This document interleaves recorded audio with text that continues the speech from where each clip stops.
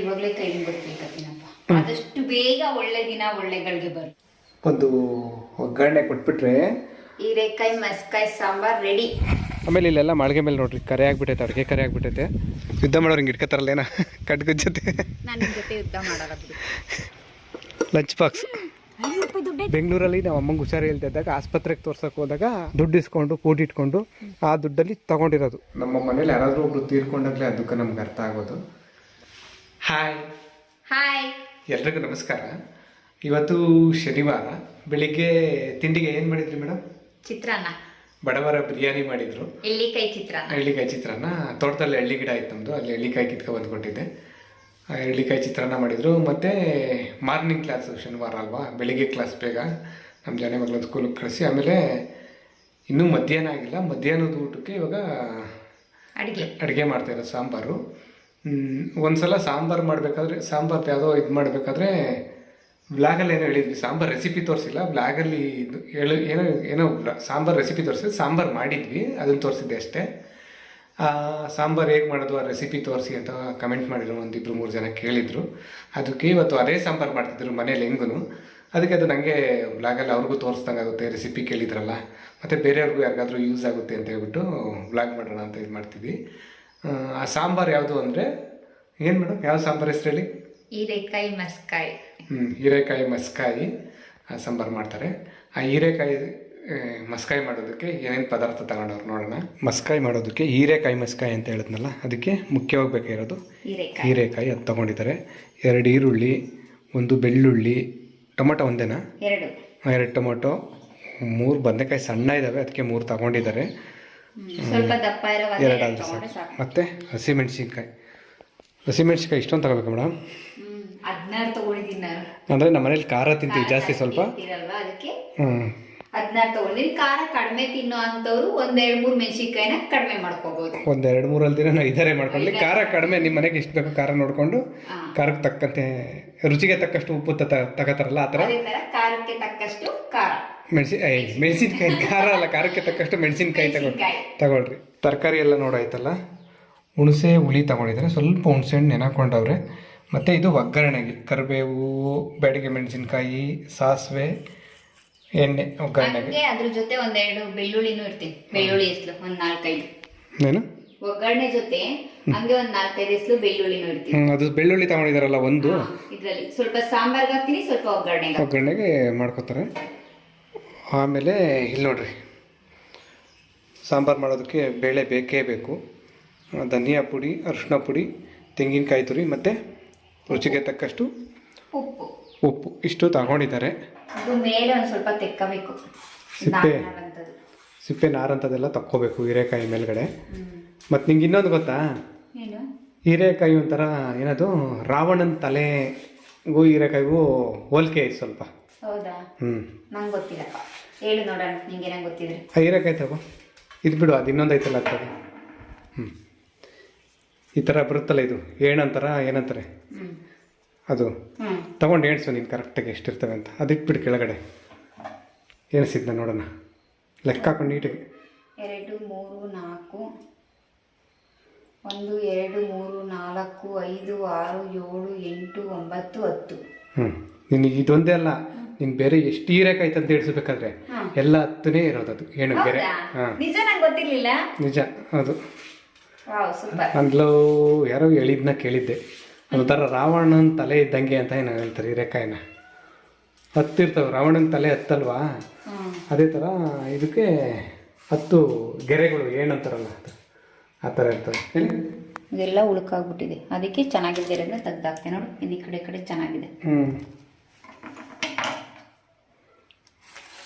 ಬದನೆಕಾಯಲ್ಲಿ ಮಾತ್ರ ಒಳಗಡೆ ಉಳ್ಕಿರ್ತೈತೆ ಅಂದ್ಕೊಂಡಿದ್ದೆ, ಹೀರೆಕಾಯಲ್ಲೂ ಉಳ್ಕಿರ್ತೈತೆ. ಹೀರೆಕಾಯಲ್ಲೂ ಇರ್ತೈತೆ, ಆಲೂಗೆಡ್ಡೆಲ್ಲೂ ಇರ್ತೈತೆ. ಮೇಲೆ ನೋಡೋಕೆ ಚೆನ್ನಾಗಿರ್ತೈತೆ, ಒಳಗಡೆ ಎಲ್ಲ ಒಂಥರ ಕಪ್ಪಾಗಿರುತ್ತೆ. ಇಲ್ಲಿ ನೋಡ್ರಿ, ಎಲ್ಲ ತರಕಾರಿನೂ ಈಜಾಡ್ತಾವೆ ಒಳಗಡೆ, ನೀರು ಒಳಗಡೆ ಅಲ್ಲ, ನೀರು ಮೇಲ್ಗಡೆ. ನೀರು ಒಳಗಡೆ ಯಾಕಂದ್ರೆ ನೀರು ಮೇಲ್ಗಡೆ ಒಳಗೆ ಹಾಕಿರೋದು ತರಕಾರಿನೆಲ್ಲ ಮೇಲೆ ಈಜಾಡ್ತಾವೆ. ಅದು ಸಿಪ್ಪೆ ಬಿಡೋದು ತೊಳೆದಾಗ ಹೋಗುತ್ತೆ. ನೀರೊಳಗಡೆ ಎಲ್ಲ ಈಜಾಡ್ತವೆ. ಹೌದು, ಎಲ್ಲ ತರಕಾರಿನೂ ತೇಲ್ತಾವಲ್ಲ ನೀರಿಗೆ ಹಾಕಿದ್ರು ತೊಳೆಯೋದಕ್ಕೆ. ಮುಳುಗೋ ಅಂಥ ತರಕಾರಿ ಯಾವುದು ಇಲ್ವಾ? ಗೊತ್ತಿಲ್ಲ. ಸಾಮಾನ್ಯ ಆಲೂಗಡ್ಡೆ ನಾನು ಮುಳುಗೋದೇನೋ. ಹೌದಾ? ನಾನು ಅಬ್ಸರ್ವ್ ಮಾಡಿಲ್ಲ. ನಿಮ್ಗೇನಾದ್ರೂ ಗೊತ್ತಿದ್ರೆ ಕಮೆಂಟ್ ಮಾಡಿ. ಇವ್ರು ಅದಕ್ಕೆ ಈಜು ಕಲಿಸ್ತಾರೆ ತರಕಾರಿ. ನಮ್ಮ ಶ್ರೀಮತಿ ಅವರು ಕಮೆಂಟ್ ಮಾಡಿ ತಿಳ್ಕೊಂಡು ಕಮೆಂಟ್ ಮಾಡಿ. ಆದ್ರೂ ಕೆಲವೊಂದು ವಿಷಯ ಗೊತ್ತಿಲ್ಲದೆ ಇರೋದನ್ನ ತಿಳ್ಕೊಬೇಕಲ್ವಾ, ಅದಕ್ಕೆ ಹೇಳೋಣಪ್ಪ. ಆದ್ರೂ ಕೆಲವೊಂದು ವಿಷಯ ಅನ್ನೋದು ಇದನ್ನ ಉಗಿ ಪಾತ್ರೆ ಕುಕ್ಕರ್ ಅದು ಚೆನ್ನಾಗಿತ್ತು. ಉಗಿ ಪಾತ್ರೆ ಇಲ್ಲ, ಅದನ್ನ ತಿಳ್ಕೊಳ್ಳಿಲ್ವಾ ಹಂಗೆ. 4, 5, 6 ಬೆಳ್ಳುಳ್ಳಿ ಒಗ್ಗರಣೆಗೆ ಹಾಕ್ತೀನಿ. ಇದನ್ನ ಈಗ ಇದನ್ನೆಲ್ಲ ಸಾಂಬಾರ್ಗೆ ಹಾಕ್ತೀನಿ, ಮಸ್ಕಾಯಿ ಸಾಂಬಾರ್ಗೆ. ಹೋಗಿಯಪ್ಪ ಇಲ್ಲಿ ನೋಡ್ರಿ, ಹಚ್ಚಿದ್ರೆ ಒಳಗಡೆ ಮೇಲೆ ಏನು ಇಲ್ಲ, ಮೇಲೆ ಎಷ್ಟು ಚೆನ್ನಾಗೈತೆ ನೋಡ್ರಿ. ಮೇಲೆಲ್ಲ ತಳುಕು ಬೆಳಕು, ಒಳಗೆ ಬರೀ ಉಳುಕು. ಇನ್ನೊಂದು ಐತೆ ತರಲ್ಲ ಹೀರೆಕಾಯಿ. ನೋಡಿ ಇವಾಗ ಹಚ್ಚಿ ಸಾಕಾಗುತ್ತೆ ಅನ್ಸುತ್ತೆ, ನೋಡೋಣ. ಚೆನ್ನಾಗಿದೆ. ನೋಡ್ರಿ ಇವೆರಡು ಚೆನ್ನಾಗೈತೆ. ಅವಾಗಲೇ ಎಸ್ತವು ಉಳುಕಿದ್ವು. ಹೀರೆಕಾಯಿ ಸ್ವಲ್ಪ ಕಡಿಮೆ ಆಗುತ್ತೆ ಸಾಂಬಾರ್ಗೆ, ಅಷ್ಟೇ ಏನು ಮಾಡೋಕ್ಕಾಗಲ್ಲ. ಅದು ಇದ್ರೆ ಚೆನ್ನಾಗಿತ್ತು, ಸ್ವಲ್ಪ ಜಾಸ್ತಿ ಇದ್ರೂ ಹಾಕೋಬಹುದು. ಚೆನ್ನಾಗಿರ್ತಿತ್ತು. ಅದು ಇದ್ರೆ ಅದು ಸ್ವಲ್ಪ ಉಳುಕಿತ್ತಲ್ಲ, ಇದು ತೆಗೆದು ಹಾಕಿ ಚೆನ್ನಾಗಿರುತ್ತೆ. ಚಾಕ ಶಾರ್ಪ್ ಐತೆ. ಸಣ್ಣಗೆ ಹಚ್ಕೊಂಬಂತ ಅಗತ್ಯ ಇಲ್ಲ, ದಪ್ಪಗೆ ಹಚ್ಕೋಬಹುದು. ನೋಡ್ರಿ ಇವಾಗ ಹಚ್ತಾವ್ರೆ, ಈ ಥರ ಹಚ್ಕೋಬಹುದು. ಮುದ್ದೆ ಕಟ್ಟ ಮಣೆ, ನಮ್ಮ ಮನೇಲಿ ಮುದ್ದೆ ಅದರಲ್ಲೇ ಕಟ್ಟೋದ ಮನೇಲಿ, ಅದರಲ್ಲೇ ಹಚ್ತಾವ್ರೆ ತರಕಾರಿನ. ಅದು ಇದು ಚಾಪಿಂಗ್ ಬೋರ್ಡ್ ಅಂತಾರ, ಸ್ಟೀಲ್ದು. ಅದನ್ನು ತರಿಸ್ಬೇಕು. ಯಾವಾಗ ತರಿಸ್ತೀಯಾ? ತರಿಸ್ತೀವಿ. ಅದು ಒಳ್ಳೆ ದಿನ ಒಳ್ಳೆ ಗಳಿಗೆ ಅಂತ ಒಂದ್ ದಿನ ಬಂದಾಗ ಇವಾಗಲೇ ಕೈ ಮುಗಿಸ್ಬೇಕಪ್ಪ. ಆದಷ್ಟು ಬೇಗ ಒಳ್ಳೆ ದಿನ ಒಳ್ಳೆಗಳಿಗೆ ಬರ್ಲಿ. ನಂಗಂತೂ ಸಾಕಾಗೋಗೈತೆ. ಏನ್ ಕೇಳಿದ್ರು ಅಷ್ಟೇ ಕೊಡಿಸ್ತೀನಿ. ಆ ಭಗವಂತ ಇನ್ನೂ ಕಂಡ್ಬಿಟ್ಟಿಲ್ಲ, ಆ ಭಗವಂತ ಇನ್ನೂ ನಂಗೆ ಕೊಡ್ಸಕ್ ಹೇಳಿಲ್ಲ. ಬರೀ ಇಂಥವ್ ಹೇಳದೆ ಇಲ್ಲ, ಅದು ಇಲ್ಲಾನು ಇಲ್ಲ ಬೆಲ್ಲಾನು ಇಲ್ಲ. ಇವತ್ತು ರಾತ್ರಿ ಗ್ಯಾರಂಟಿ ಬುಕ್ ಮಾಡ್ತೀನಿ. ಹಾಗಾದ್ರೆ ನೋಡಿ ಫ್ರೆಂಡ್ಸ್, ಇನ್ 3 ದಿನ ಇರಲಿ. ಇಲ್ಲ ಅಂದ್ರೆ ನೋಡ್ರಿ, ಇನ್ 3 ದಿನದೊಳಗೆ ನಮ್ಮ ಮನೆಯವರು ಏನದು ಚಾಪಿಂಗ್ ಬೋರ್ಡ್ ಅದೇನೋ ಕೊಡಿಸ್ತಾರಂತೆ. ಇನ್ 3 ಬ್ಲಾಗ್ ಬಿಟ್ಟು 4ನೇ ಬ್ಲಾಗ್ ಅಲ್ಲ 5ನೇ ಬ್ಲಾಗ್ ಅಲ್ಲ ನಾನು ಅದ್ರಲ್ಲಿ ತರಕಾರಿ ಕಟ್ ಮಾಡ್ತೀನಿ. ಕಟ್ ಮಾಡಿಲ್ಲ ಅಂದ್ರೆ ನೀವೇ ಹೇಳಿ ಏನ್ ಮಾಡ್ಬೇಕು ಅಂತ. ಕೊಲಗಿಲೆ ಮಾಡಿ ಆಮೇಲೆ ಹೊಸ ಚಾಕು ಅಂತ. ಆಯ್ತಾ? ಮಸ್ಕಾಯಿ ಮಾಡೋದು ಸಖತ್ ಈಸಿ ಅಲ್ವಾ? ನನಗೆ ಮಸ್ಕಾಯಿ ಮಾಡೋ ಅಂದ್ರೆ ಫುಲ್ ಖುಷಿ. ಬಸ್ಸಾರು ಮಾಡೋ ಅಂದ್ರೆ ಬೇಜಾರ್, ಸ್ವಲ್ಪ ಬೇಜಾರ್ ಅಂತೇನಲ್ಲ. ಆದ್ರೆ ಅಂದ್ರೆ ಬದನೆಕಾಯಿ ಹಚ್ಬೇಕಾದ್ರೆ ನೋಡ್ತಾ ಇರ್ಬೇಕು, ಉಳ್ಕ ಇರುತ್ತೆ ಇಲ್ಲ, ಹಿಂಗಚ್ಚಿ ಎಲ್ಲ ನೋಡ್ಕೋಬೇಕು. ಬೇಜಾರ್ ಮಾಡ್ಕೊಂಡು ಅಡುಗೆ ಮಾಡ್ತಾರೆ ನಮ್ಮ ಮನೇಲಿ. ನಿಮ್ಮ ಮನೇಲಿ ಹಿಂಗೆ ಮಾಡ್ತೀರಾ? ಮತ್ತೆ ಬೇಜಾರ್ ಅಂತ ಹೇಳ್ತೀಯ ಯಾಕೆ? ಅಂದ್ರೆ ಏನ್ ಗೊತ್ತಾ, ಇದು ಬೇಗ ಆಗ್ತೈತೆ, ಅದು ಬೇಗ ಆಗಲ್ಲ ಅಂತ ಅಷ್ಟೇ, ಬೇಜಾರೇನಿಲ್ಲ. ನೋಡ್ರಿ ತರಕಾರಿ ಎಲ್ಲ ಹಚ್ಚಿಟ್ಟವ್ರೆ. ಹಸಿ ಮೆಣಸಿನ್ಕಾಯಿ ನೋಡ್ರಿ ಹಚ್ಚಂಗಿಲ್ಲ. ಹಸಿ ಮೆಣಸಿನ್ಕಾಯಿ ಒಂದ್ಬಿಟ್ಟು ಎಲ್ಲ ತರಕಾರಿ ಹಚ್ಕೊಳ್ಳೋದು. ಹಸಿ ಮೆಣಸಿನ್ಕಾಯಿ ಬೆಳ್ಳುಳ್ಳಿ 2 ಹಚ್ಚಿಲ್ಲ. ಬೆಳ್ಳುಳ್ಳಿ ಹಚ್ಚಂಗಿಲ್ಲ ಬಿಡು. ಹಸಿ ಮೆಣಸಿನ್ಕಾಯಿ ಹಚ್ಚೋ ಅವಶ್ಯಕತೆ ಇಲ್ಲ, ಹಂಗೆ ಹಾಕೋದು. ಯಾಕಂದ್ರೆ ಮಸಿತೀವಲ್ವಾ, ಏನಾಗಲ್ಲ. ಈಗ ತೊಗರಿ ಬೇಳೆ ತೊಳ್ಕೊತೀವಿ. ಬೇಳೆ ತೊಳ್ಕೊಂಡು ಎಲ್ಲ ತರಕಾರಿನೂ ಕುಕ್ಕರ್ಗೆ ಸೇರಿಸ್ಕೋಬೇಕು. ಸೇರಿಸ್ಕೊಂಡು ಧನಿಯಾ ಪುಡಿ 2 ಟೇಬಲ್ ಸ್ಪೂನ್, ಅರಿಶಿನ 1/4 ಟೇಬಲ್ ಸ್ಪೂನ್, ಉಪ್ಪು ರುಚಿಗೆ ತಕ್ಕಷ್ಟು, ಹಸಿ ತೆಂಗಿನಕಾಯಿ ತುರಿ,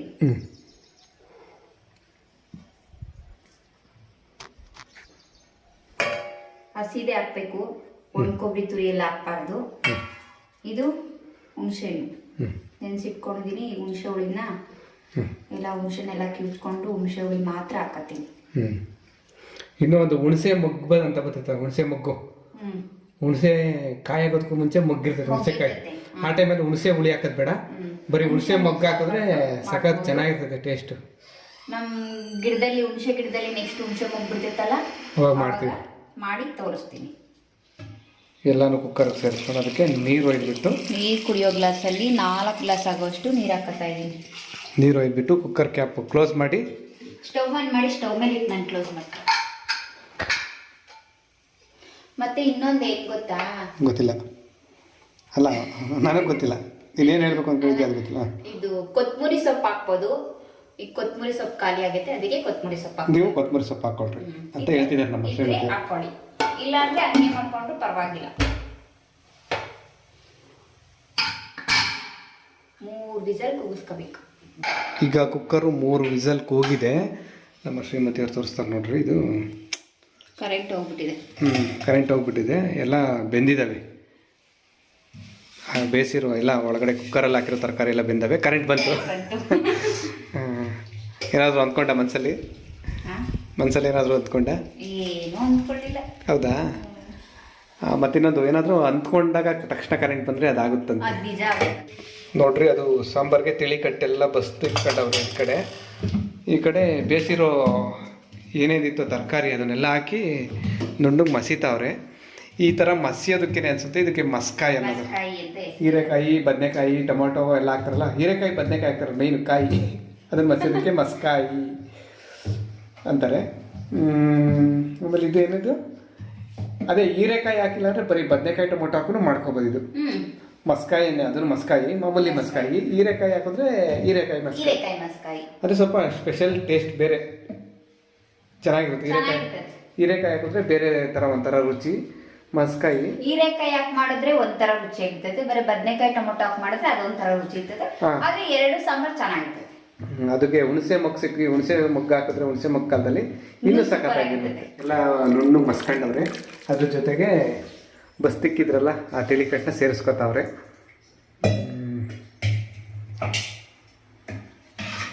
ಈ ರೀತಿ ತಿಳಿ ಕಟ್ಟನ್ನ ಸೇರಿಸ್ಕೊಂಡು ಎಲ್ಲ ಒಂದ್ಸಲ ಚೆನ್ನಾಗಿ ಮಿಕ್ಸ್ ಮಾಡಿದ್ರೆ ಮಸ್ಕಾಯಿ ಸಾಂಬಾರು ರೆಡಿ. ಆದರೆ ಪೂರ್ತಿ ಸಾಂಬಾರು ಇವಾಗಲೇ ರೆಡಿ ಆಗಿಲ್ಲ.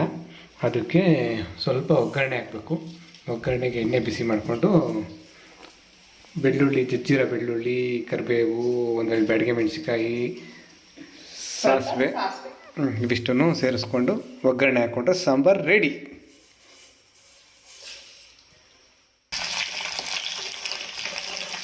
ಒಗ್ಗರಣೆ ಘಮ ಘಮ ಅಂತೈತಲ್ಲ, ಅದ್ರ ಸ್ಮೆಲ್ಲು ಥರ ಗಮ್ ಅಂತೈತದೆ ಒಗ್ಗರಣೆ ಹಾಕ್ಬೇಕಾದ್ರೆ. ಇಲ್ಲ, ಹೊಟ್ಟೆ ತುಂಬೋದಿಲ್ಲ. ಇಲ್ಲ ಹೊಟ್ಟೆ ತುಂಬಲ್ಲ. ಮುದ್ದೆ ಅಂತೂ ಬೇಕೇ ಬೇಕು. ನಮ್ಮ ಮನೇಲಿ ಒನ್ ಟೈಮ್ ಆದರೂ ಮುದ್ದೆ ತಿಂತೀವಿ. ಅದು ಸಾಂಬಾರು ಅವಾಗ ತಾನೇ ಸಾಂಬಾರು ಮಾಡಿದ್ರಂತೂ ಮುದ್ದೆ ಬೇಕು. ಬಿಸಿ ಸಾಂಬಾರು ಯಾವಾಗ ಮಾಡ್ಕೊತೀವೋ ಅವಾಗ ಮುದ್ದೆ ಮಾಡ್ಕೊತೀವಿ. ರಾತ್ರಿಗೂ ಬಿಸಿ ಮಾಡ್ತಾರೆ ಸಾಂಬಾರನ್ನ. ಅಂದರೆ ಮಧ್ಯಾಹ್ನ ಮಾಡಿರ್ತಾರಲ್ಲ, ಅದನ್ನು ಊಟ ಮಾಡೋ ಟೈಮ್ಗೆ ಸ್ವಲ್ಪ ಬಿಸಿ ಮಾಡಿಬಿಡ್ತಾರೆ. ಅವಾಗ ಬರೀ ಅನ್ನ ಮಾಡ್ತಾರೆ. ಕರೆಕ್ಟ್ ತಾನೆ? ಯಾವಾಗಲೂ ಬಿಸಿ ಸಾಂಬಾರು ತಾನೆ. ಒಗ್ಗರಣೆ ರೆಡಿ. ಒಗ್ಗರಣೆ ರೆಡಿ.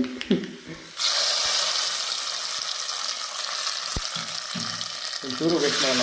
ಒಗ್ಗರಣೆ ಅಂತ ಕೊಟ ಕುದೀತಾ ಐತೆ, ಡ್ಯಾನ್ಸ್ ಮಾಡ್ತಿದ್ದೆ. ಬಿಸಿ ಐತಲ್ವ ಅದಕ್ಕೆ.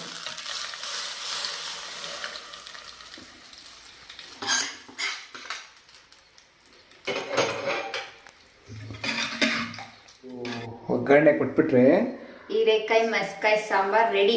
ಅಲ್ಲ, ರುಚಿಯಾದ ಹೀರೆಕಾಯಿ ಮಸ್ಕಾಯಿ ಸಾಂಬಾರ್ ರೆಡಿ. ಹೌದು, ರುಚಿಯಾಗಿರುತ್ತೆ, ಶುಚಿಯಾಗಿರುತ್ತೆ.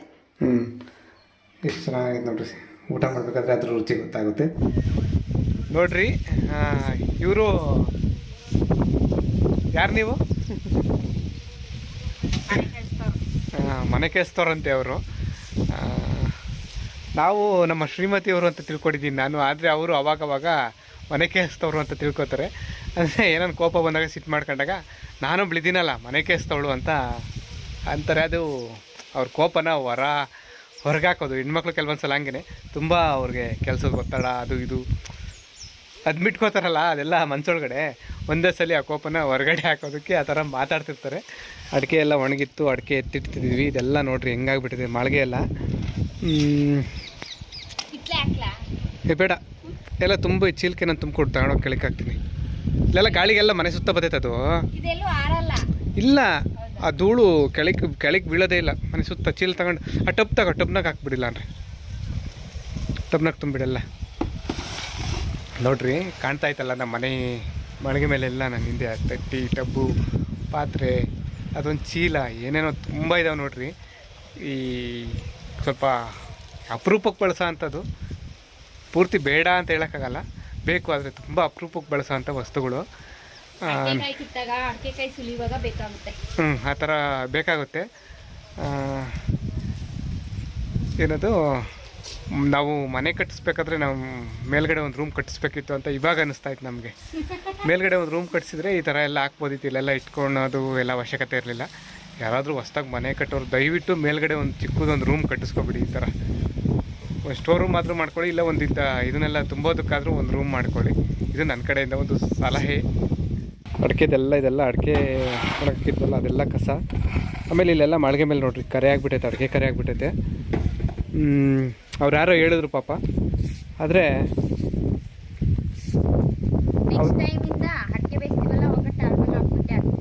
ಅವ್ರು ಯಾರೋ ಹೇಳಿದ್ರು ಪಾಪ, ಆದರೆ ನಾವು ಅಡಿಕೆ ಒಣಗಾಕಿದ್ಮೇಲೆ ಕಮೆಂಟ್ ಮಾಡಿದ್ರು ಅಡಿಕೆ ಮುಂಚೆನೆ ಹೇಳಿದ್ರೆ ಹೇಳೋರೇನೋ ಅವರು. ಅಲ್ಲ, ಅಡಿಕೆ ಒಣಗಾಕಿದ್ಮೇಲೆ ಅವ್ರು ಹೇಳಿದ್ದಾರೆ. ನೆಕ್ಸ್ಟ್ ಟೈಮು ಅಡಿಕೆ ಕಿತ್ತಾಗ ಹಂಗೆ ಮಾಡ್ತೀವಿ. ಮಳೆಗಾಲದಲ್ಲಿ ಚೆನ್ನಾಗಿ ಮಳೆ ಬಂದ್ರೆ ಅವಾಗ ಇದೆಲ್ಲ ಹೋಗಲ್ಲ ಅನ್ಸ್ತೈತೆ, ಹೋಗಲ್ಲ ಕರೆ ಹೋಗಲ್ಲ, ಆದ್ರೆ ಪೂರ್ತಿ ಹೋಗಲ್ಲ, ಸ್ವಲ್ಪ ಸ್ವಲ್ಪ ಹೋಗ್ತತೆ. ಆಮೇಲೆ ಟಾರ್ಪಲ್ಲಲ್ಲೇ ಹಾಕಿ ಒಣಗಿಸ್ಕೊಂಡ್ರೆ ಪೂರ್ತಿ ಹೋಗುತ್ತೆ. ನೋಡ್ಬೇಕು, ಮುಂದಿನ ವರ್ಷದಿಂದ ಟಾರ್ಪಲ್ಲಲ್ಲೇ ಒಣಗಿಸ್ಬೇಕು.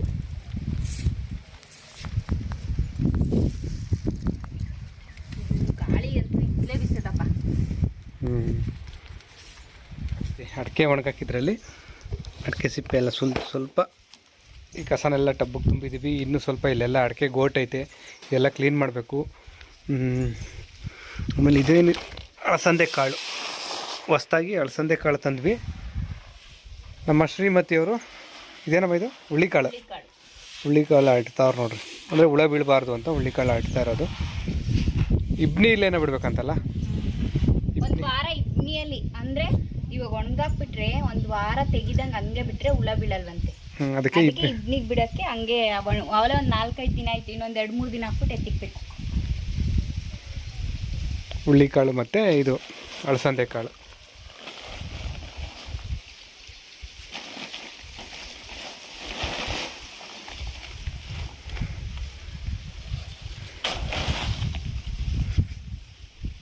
ಹಲೋ, ಶ್ರೀಮತಿ ಅವ್ರು ಅನ್ಬೇಕು, ಮನೆ ಕೆಸ್ತವ್ರು ಅನ್ಬೇಕು?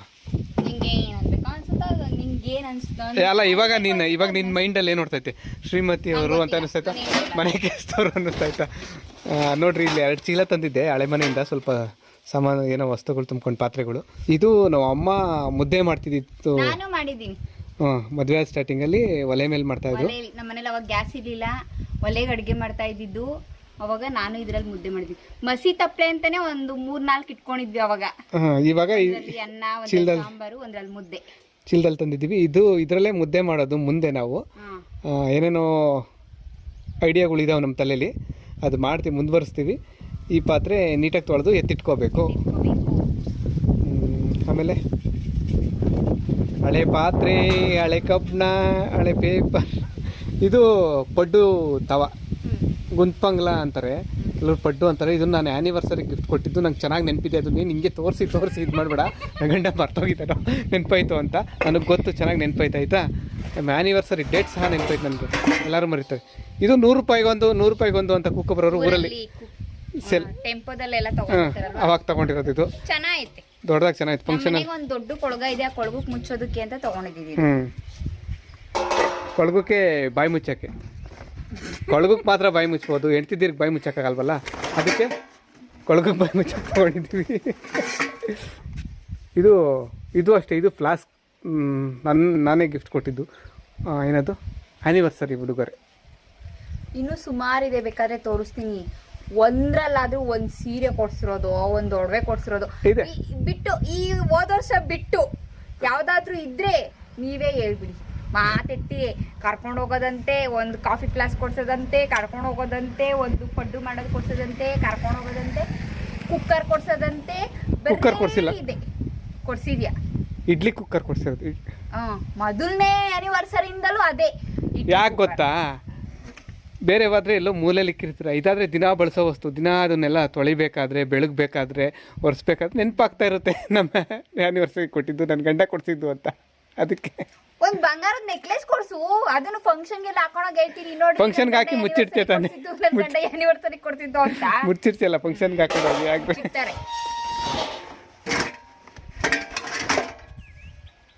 ಇದು ಆನಿವರ್ಸರಿ ಗಿಫ್ಟ್. ಅದೇ ತಳ ಸೀಸ್ಬಿಟ್ಟಾರೆ, ನೋಡಿದ್ರಾ? ತಳ ಸೀಸಿಕ್ಬಿಟ್ಟಾರೆ. ನೋಡ್ರಿ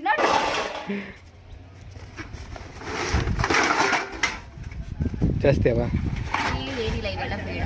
ಬಿಡ್ತೀರವ. ಇಲ್ಲೆಲ್ಲ ಒಂದಷ್ಟು ಅವೆಯಲ್ಲಿ ಮಸಿ ತಪ್ಪಲೆ ಮಾಡ್ಲಿ.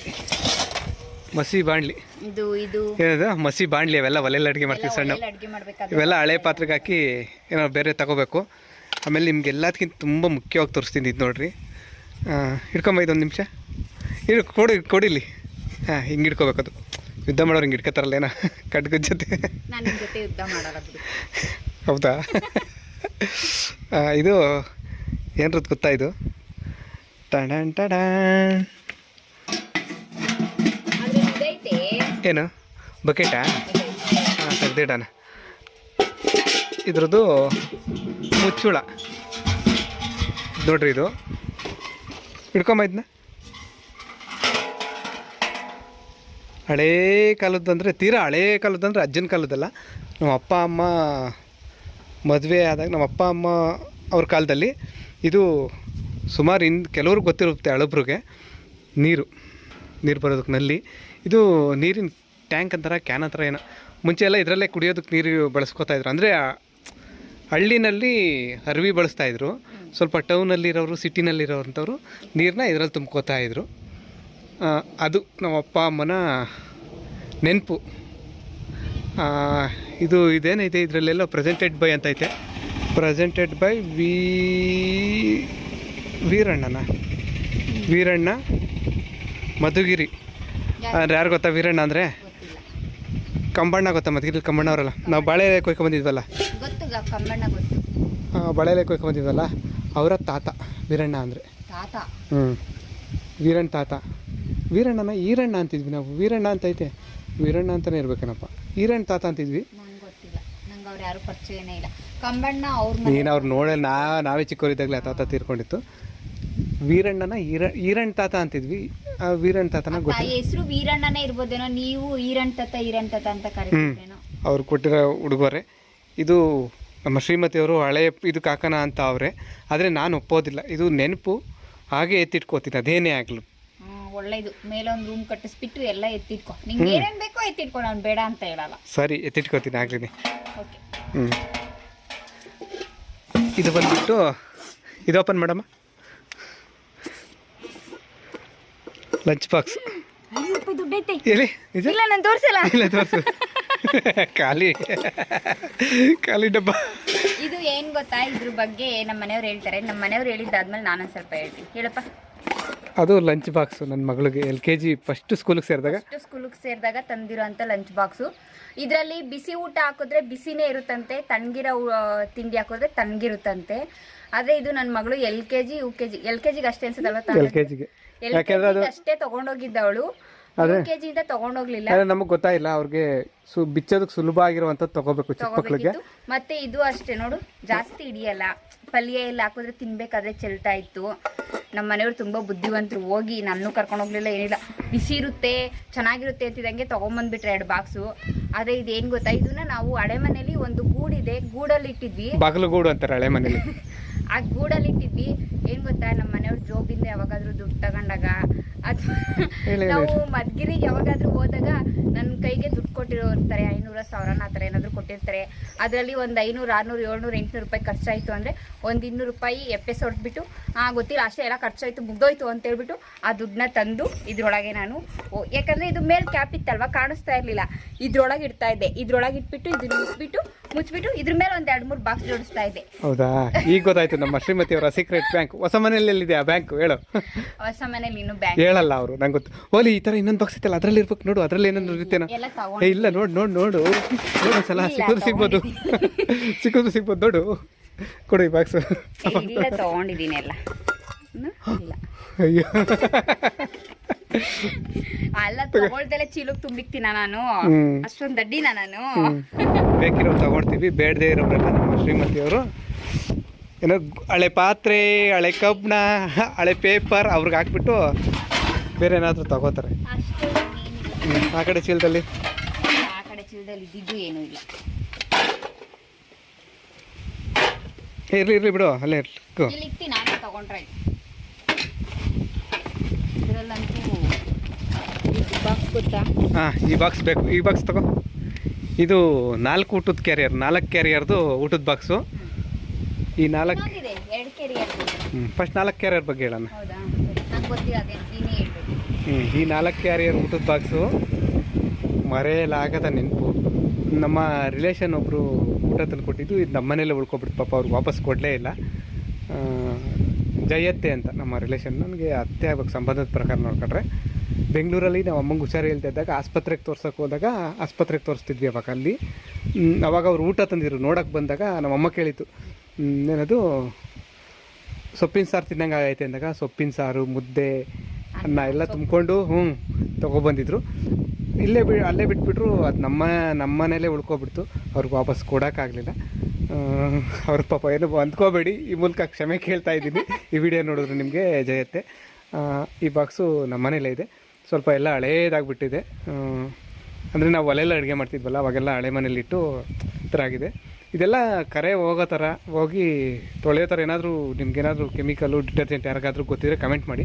ಎಲ್ಲ ನೀಟಾಗಿ ತೊಳೆದು ಹೊಸ ಥರ ಮಾಡಿ ಇಟ್ಕೋತೀವಿ. ಕೆಲವೊಂದು ವಸ್ತುಗಳನ್ನ ಏನು ಬಿಸಾಕೋದಕ್ಕೆ ಇದು ಮಾಡೋದಕ್ಕೆ ಮನಸ್ಸು ಬರಲ್ಲ, ಎತ್ತಿಟ್ಕೋಬೇಕು. ನನ್ನಂತೂ ಖಂಡಿತ ಎತ್ತಿಟ್ಕೋತೀನಿ ನಾನಂತೂ. ನೆಕ್ಸ್ಟ್ ಇದು, ಆಮೇಲೆ ಇನ್ನೊಂದು ಇದು 2 ಬಾಕ್ಸು. ಇದರ ಮೇಲೆ ಏನಾದರೂ ಹೆಸರಿದೆಯಾ ನೋಡು, ಗಿಫ್ಟ್ ಕೊಟ್ಟಿರೋದು ಯಾರಾದರೂ? ಹಿಂದೇನೂ ಇಲ್ಲ, ಕೊಡು ನೋಡ್ತೀನಿ. ಇಲ್ಲ, ಅದರಲ್ಲಿ ಹೆಸರು ಕಾಣ್ತಾ ಇಲ್ಲ. ಫುಲ್ಲು ಕರೆ ಕಟ್ಬಿಟ್ಟೈತೆ. ಏನದು ಒಲೆಯಲ್ಲಿ ಅಡುಗೆ ಮಾಡಿ ಅದು ಹೊಗೆ ಸುತ್ಕೊಳೋದಲ್ಲ ಮನೇಲಿ, ಆ ಕರೆ ಕಟ್ಬಿಟ್ಟೈತೆ. ಇದು ಬಂದುಬಿಟ್ಟು 2 ಕ್ಯಾರಿಯರು. ನಂಗೆ ನೆನಪಿರೋ ಪ್ರಕಾರ ನಮ್ಮಪ್ಪ ಚಾಮುಂಡಿ ಮಫೆಡ್ ಅಂತಲೇ ಏನೋ ಒಂದು ಫ್ಯಾಕ್ಟ್ರಿಗೆ ಹೋಗ್ತಾಯಿತ್ತು ಅವಾಗ. ನಾನು ಚಿಕ್ಕವನು ಶಿಶುವರ್ಗೆ ಹೋಗೋ ಟೈಮಲ್ಲಿ ತುಮಕೂರಲ್ಲಿ ಹಿರೇಹಳ್ಳಿ ಹತ್ರ, ಆ ಹಿರೇಹಳ್ಳಿ ಹತ್ರ ಇದ್ದಾಗ ಊಟ ತಗೊಂಡು ಹೋಗ್ತಿದ್ದು ಅನಿಸುತ್ತೆ ಇದರಲ್ಲಿ. ನಂಗೆ ನೆನಪಿರೋ ಪ್ರಕಾರ ಹಂಗೆ ಅನಿಸುತ್ತೆ. ಅದೇ ಪರ್ಫೆಕ್ಟ್ ಅದೇನಾ ಅಂತ ನನಗೆ ಗೊತ್ತಿಲ್ಲ. ಒಟ್ಟು ನಾವು ಚಿಕ್ಕ ವಯಸ್ಸಿಂದನೂ ಇದು ನಮ್ಮ ಮನೇಲಿ ಐತಿ. ಇದು ಹಾಲು ತಗೊಂಡು ಹೋಗ್ತಿದ್ವಿ ಡೈರಿಗೆ. ಅಂದರೆ ದೊಡ್ಡ ಕ್ಯಾನ್ ಇತ್ತು, ದೊಡ್ಡ ಕ್ಯಾನ್ ಇರ್ಬೇಕು ನೋಡಿ ಅದರಲ್ಲಿ. ದೊಡ್ಡ ಕ್ಯಾನು, ಇದು ದೊಡ್ಡ ಕ್ಯಾನ್ ಐತೆ. ಇರಲಿ ಬಿಡ, ಕ್ಯಾನಲ್ಲಿ ಇರಲಿ, ಏನಾಗಲ್ಲ. ಚಿಕ್ಕ ಪುಟ್ಟವೆಲ್ಲ ಕ್ಯಾನ್ ತುಂಬ್ಕೊಂಡ್ಬಂದಿದ್ದೀನಿ. ಇದು ದೊಡ್ಡ ಕ್ಯಾನು, ಇದರಲ್ಲಿ ಹಾಲು ತಗೊಂಡು ಹೋಗ್ತಿದ್ದಿದ್ದು. ಅದು ಒಂದು ಹಸು ಈಲಾದ್ಮೇಲೆ, ಅಂದರೆ ಗರ್ಭಧಾರಣೆ ಆಗುತ್ತೆ ಅಂತಾರಲ್ಲದ, ಅದಾದಮೇಲೆ ಹಸು ಕಡಿಮೆ ಹಾಲು ಕೊಡುತ್ತೆ. ಆವಾಗ ಕಡಿಮೆ ಹಾಲು ಕೊಡುವಾಗ ಆ ಕ್ಯಾನು, ಜಾಸ್ತಿ ಹಾಲು ಕೊಡುವಾಗ ಈ ಕ್ಯಾನು, ಡೈರಿಗೆ ಹಾಲು ತಗೊಂಡು ಹೋಗ್ತಿದ್ದಿದ್ದು ನಾವು. ಇಷ್ಟೇ ಅಲ್ಲ, ಇನ್ನೂ ಚೀಲದಲ್ಲಿ ಹಳೆ ಕುಕ್ಕರ್ಗಳಿದ್ದಾವೆ. ಅವೆಲ್ಲ ಕವಿತಾ ಕವಿತಾ ಕವಿತಾ ಅಂತ ಕೂಗೋದಿಲ್ಲ, ಅಂದರೆ ಏನ ವಿಸಲ್ ಹೊಡಿಯೋದಿಲ್ಲ, ಅಲ್ಲ ಉಗಿಯೋದಿಲ್ಲ, ಉಗಿಯೋದಿಲ್ಲ, ವಿಸಲ್ ಹೊಡಿಯೋದಿಲ್ಲ. ಅದಕ್ಕೋಸ್ಕರ ಚೀಲದಲ್ಲಿ ತುಂಬಿಟ್ಟಿದ್ದೀವಿ. ಪಾತ್ರೆನ ನಾವು ಚೀಲಕ್ಕೆ ತುಂಬಿಟ್ಟಿದ್ದೀವಿ. ಅದನ್ನ ಯಾರಿಗಾದ್ರೂ ಕೊಟ್ಟು ಬೇರೆ ಏನಾದ್ರು ಪಾತ್ರೆ ತಗೊಳ್ಳೋದು ಆ ಥರ ಏನಾದ್ರು ಮಾಡ್ತೀವಿ. ಊರ್ ಕಡೆ ಎಲ್ಲ ಟೆಂಪೋದಲ್ಲೆಲ್ಲ ಬರ್ತಾರೆ ಹಳ್ಳಿ ಕಡೆ, ಅವ್ರಿಗೆ ಕೊಟ್ಬಿಟ್ಟು ನಮಗೆ ಬೇಕಾಗಿರೋ ಅಂಥ ಪಾತ್ರೆನ ಒಂದು ತಗೋತೀವಿ. ಆಮೇಲೆ ಇನ್ನೊಂದು ಇಲ್ಲಿ ಬಾ, ಇಲ್ಲಿ ಈ ಪಾತ್ರೆ, ದೊಡ್ಡ ಪಾತ್ರೆ ಇತ್ತು, ಈ ದೊಡ್ಡ ಪಾತ್ರೆ. ಈ ಪಾತ್ರೆ ನೆನಪೈತೆ? ಈ ಪಾತ್ರೆ ಏನು ಅಂತ ನನಗೆ ಗೊತ್ತಿರೋ ಪ್ರಕಾರ ಇದರಲ್ಲಿ ಅಡಿಕೆ ಬೇಯಿಸಿದ್ದೀವಿ. ಅದು ಬಿಟ್ಟು ಇನ್ನೂ ಏನೋ ಬೇಯಿಸ್ತಿದ್ವಿ ಮುಂಚೆ, ಈಗ ಇತ್ತೀಚೆಗೆ ಬೇಯಿಸಿಲ್ಲ ಅಷ್ಟೇ. ಹಳ್ಳೆಣ್ಣೆ, ಅರಳು ಔಡಲ್ಲ ಅಂತಾರೆ. ನಮ್ಮ ಮದ್ವೆ ಅದು ಹೊಸದ್ರಲ್ಲಿ ಅನ್ಸುತ್ತಲ್ವಾ, 1 ವರ್ಷ 2-3 ವರ್ಷ ಬೇಯಿಸಿದ್ದೀವಿ. 2-3 ವರ್ಷ ಇದ್ದಾಗಿಂದಲೇ ನಾವು ಬೇಯಿಸಿದ್ದು, 1-2 ಸರಿ ಬೇಯಿಸಿದ್ದೀವಿ. ಅರಳೆಣ್ಣೆ ಔಡಲ್ಲ ಅಂತಾರೆ, ಅರಳು ಅಂತಾರೆ, ಹಳ್ಳೆಣ್ಣೆ ತಲೆಗೆ ಹಚ್ಕೊಳೋದು.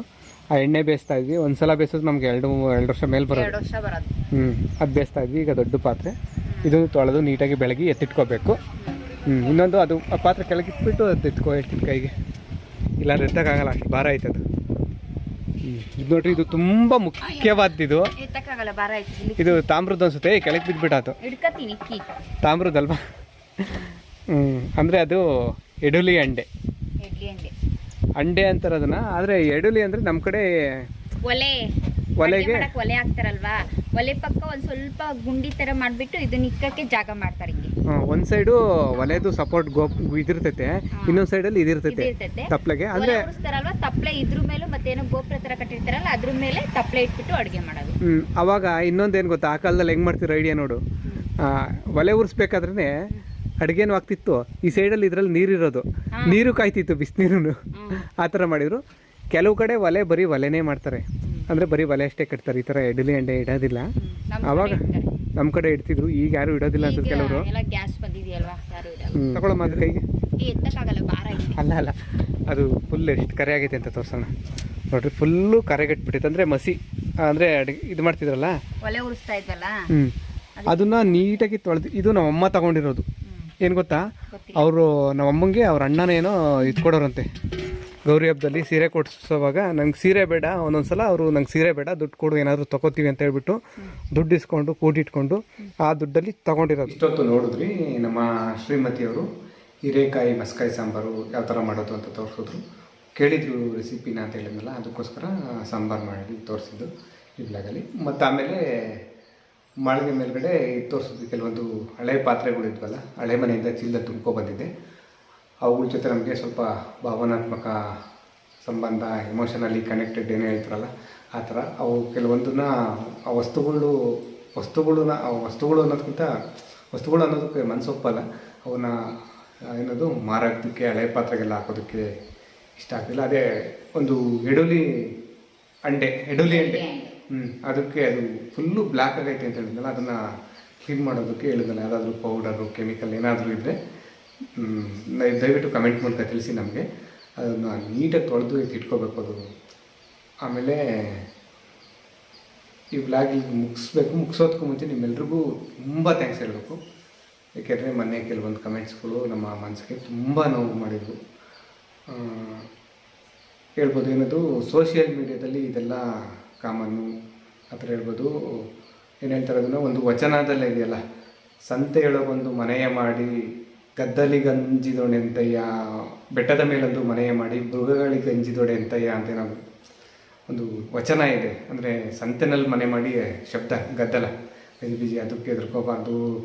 ಬೆಟ್ಟ ಗುಡ್ಡದ ಹತ್ರ ಮನೆ ಕಟ್ಕೊಂಡು ಮೃಗಗಳು ಸುತ್ತ ಕಾಡು ಮೃಗಗಳು ಇರ್ತಾವಲ್ಲ, ಅದಕ್ಕೆಲ್ಲ ಅಂಜಬಾರ್ದು. ಅದೇ ಥರ ಸೋಷಿಯಲ್ ಮೀಡಿಯಾದಲ್ಲೂ ಈ ನೆಗೆಟಿವ್ ಕಮೆಂಟು, ಬ್ಯಾಡ್ ಕಮೆಂಟು ಬಂದೇ ಬರ್ತಾವೆ, ಅವಕ್ಕೂ ಇದು ಮಾಡಬಾರ್ದು ಅಂತ. ಈಗ ಹುಟ್ಟು ಸಾವು ಸಹಜ ಪ್ರಕ್ರಿಯೆ ಅಂತ ಹೇಳ್ತಾರಲ್ಲ, ಆದರೆ ನಮ್ಮ ಮನೇಲಿ ಯಾರಾದರೂ ಒಬ್ಬರು ತೀರ್ಕೊಂಡಾಗಲೇ ಆ ದುಃಖ ನಮ್ಗೆ ಅರ್ಥ ಆಗೋದು. ಬಾಯಲ್ಲಿ ಹೇಳ್ಬಿಡ್ಬೋದು, ಯಾರಾದರೂ ತೀರ್ಕೊಂಡಾಗ ತುಂಬ ದುಃಖ ಆಗುತ್ತಲ್ವ. ಅದೇ ಥರನೇ ಅದೇನೇ ಆದ್ರೂ ಈ ಕಮೆಂಟ್ಗಳು ಮನಸ್ಸಿಗೆ ನೋವು ಮಾಡಿದ್ದಾವೆ. ಆ ಟೈಮಲ್ಲಿ ಏನಾದರೂ ಮನಸ್ಸಿಗೆ ನೋವಾದಾಗ, ದುಃಖ ಆದಾಗ ಸಾಂತ್ವನ ಅನ್ನೋದು ಬೇಕಾಗುತ್ತೆ. ಆ ಸಾಂತ್ವನ, ಧೈರ್ಯ ಎಲ್ಲ ನೀವು ಕೊಟ್ಟಿದ್ದೀರ. ನಿಮಗೆ ಏನೋ ಗೊತ್ತಿಲ್ಲ, ನೀವು ನಮಗೆ ಬಂಧು ಅಲ್ಲ, ಬಳಗ ಅಲ್ಲ, ನೀವ್ಯಾರೋ ನಾವ್ಯಾರೋ, ನೀವು ವಿಡಿಯೋ ಮೂಲಕ ನಮ್ಮನ್ನು ನೋಡ್ತಾ ಇದ್ದೀರ ಅಷ್ಟೇ. ಆದರೆ ಇಷ್ಟೊಂದು ಸಾಂತ್ವನ, ಇಷ್ಟೊಂದೆಲ್ಲ ಇದು ತಿಳಿಸಿದ್ದೀರಲ್ಲ, ತುಂಬಾ ಥ್ಯಾಂಕ್ಸ್ ನಿಮ್ಮೆಲ್ರಿಗೂ. ಇದೇ ರೀತಿ ಇನ್ನು ಮುಂದೆನೂ ವ್ಲಾಗ್ಸ್ ಮಾಡ್ತಾ ಇರ್ತೀವಿ. ನಿಮ್ಮ ಸಪೋರ್ಟ್ ಇದೇ ರೀತಿ ಇರಲಿ, ನಿಮ್ಮ ಕರೆ ಆಶೀರ್ವಾದ ಇದೇ ರೀತಿ ಇನ್ನು ಮುಂದೆನೂ ನಮ್ಮ ಮೇಲಿರಲಿ ಹಾಗಂತ ಹೇಳ್ತಾ ಇವತ್ತಿನ ವ್ಲಾಗ್ನ ಇಲ್ಲಿಗೆ ಮುಗಿಸ್ತಾ ಇದ್ದೀವಿ. ಮತ್ತೊಂದು ವ್ಲಾಗಲ್ಲಿ ಮತ್ತೆ ಸಿಗ್ತೀವಿ. ಯಾರಾದರೂ ಹೊಸದಾಗಿ ನೋಡ್ತಾ ಇದ್ರೆ ನಮ್ಮ ಯೂಟ್ಯೂಬ್ ಚಾನಲ್ನ ಸಬ್ಸ್ಕ್ರೈಬ್ ಮಾಡ್ಕೊಳ್ಳಿ. ಫೇಸ್ಬುಕ್ನಲ್ಲಾದರೆ ಮರೀದೆ ಫಾಲೋ ಮಾಡಿ. ಬಾಯ್. ಎಲ್ರಿಗೂ ಒಳ್ಳೆಯದಾಗಲಿ. ಧನ್ಯವಾದ.